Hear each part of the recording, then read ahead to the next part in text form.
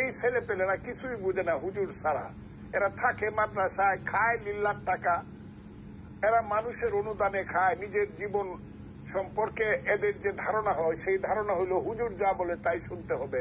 হুজুরেরা তাদেরকে কয়েকদিন পরে পরে প্রতি শুক্রবারে অথবা 1 মাস 2 মাস পরে পরে তৌহিদি জনতার নামে, ইসলাম রক্ষা করার নামে সোহরাওয়ার্দী উদ্যানে জামাত ইসলাম, হেফাজতে ইসলাম তারা এসে যুক্ত হবে।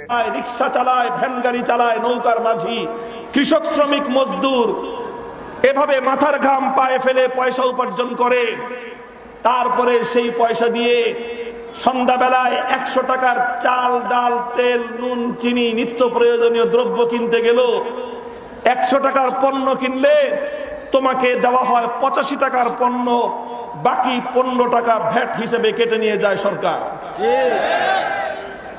ওই 15 টাকা দিয়ে জাতীয় সংসদ ভবনের এসি ঘুরে, ওই 15 টাকা দিয়ে সমস্ত মন্ত্রীদের গাড়ি চলে, ওই 15 টাকা দিয়ে মন্ত্রী, এমপি, মিনিস্টারদের জন্য আলিশান আকাশ ছোঁয়া প্রাসাদ তৈরি হয়। ওই 15 টাকা থেকে শিক্ষা মন্ত্রণালয় চলে, ওই 15 টাকা থেকে স্কুলের ভবনগুলো তৈরি হয়, ওই 15 টাকা থেকে স্কুল কলেজের শিক্ষক শিক্ষিকাদের বেতন দেওয়া হয়। আর প্রতি বছর জানুয়ারির 1ম তারিখে সারা দেশে বিনামূল্যে পাঠ্যপুস্তক বিতরণ করা হয়। বিনামূল্যে পাঠ্যপুস্তক, কিন্তু পাঠ্যপুস্তক ছাপানোর জন্য টাকা খরচ হয়েছে কি হয় নাই? এই টাকাটা কি দাদা বাবুরা দেয় না এই টাকাটা কেউ কারো বাপের তালুকদারি বিক্রি করে আনে? এই টাকাটা দেশের জনগণের ট্যাক্সের পয়সা থেকে আসে। ভালো কথা, আমার ট্যাক্সের পয়সা দিয়ে আমার দেশের স্কুল চলবে, এটাই স্বাভাবিক। আমার ট্যাক্সের পয়সা দিয়ে আমার স্কুলের ছেলেরা পড়াশোনা করবে, এটাই স্বাভাবিক। কথা বলেন ঠিক না বেঠিক?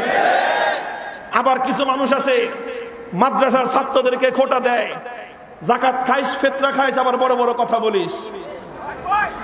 কথা বলেন। প্রশ্ন হলো, তুমি যে ডাক্তার হইছো, তুমি যে ডাক্তার হলো ঢাকা মেডিকেল আর চট্টগ্রাম মেডিকেলের উপরে, কার বাবার পয়সা দিয়ে ডাক্তার হয়েছো? তুমি যে চট্টগ্রাম বিশ্ববিদ্যালয়ে পড়লা, ঢাকা বিশ্ববিদ্যালয়ে পড়াশোনা করলা, তুমি কার বাবার পয়সা দিয়ে পড়াশোনা করেছো?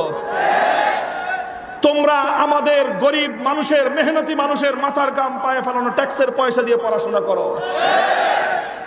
একটা ছেলে মেডিকেল কলেজে যদি পড়তে চায় প্রাইভেটে, আজকে বাংলাদেশে প্রাইভেট মেডিকেল কলেজ আছে, একটা ছেলে ডাক্তার হতে কমপক্ষে 40 থেকে 50 লক্ষ টাকা খরচ হয়।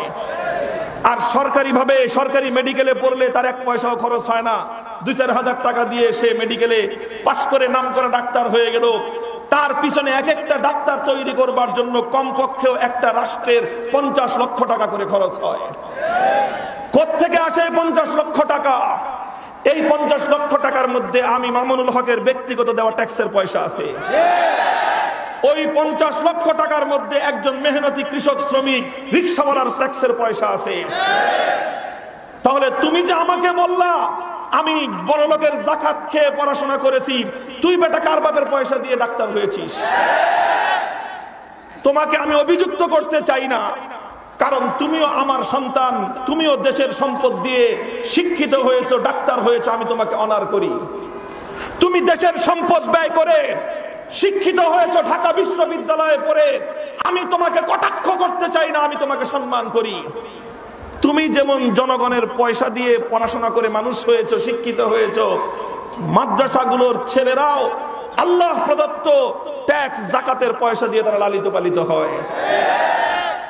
আমাদের যাকাত আসে বড় লোকের পকেট থেকে, আর তোদের ট্যাক্সের পয়সা যায়, তোমাদের ট্যাক্সের পয়সা যায় সাধারণ মেহনতি মানুষের মাথার ঘাম পায়ে ফেলানো ট্যাক্সের পয়সা দিয়ে। তাহলে তুমিও আমার পয়সা দিয়ে লালিত হও, আমিও তোমার পয়সা দিয়ে লালিত হই। তুমি যদি আমাকে কটাক্ষ করতে আসো, তাহলে আমিও ইটের জবাব পাথর দিয়ে দেওয়ার জন্য প্রস্তুত।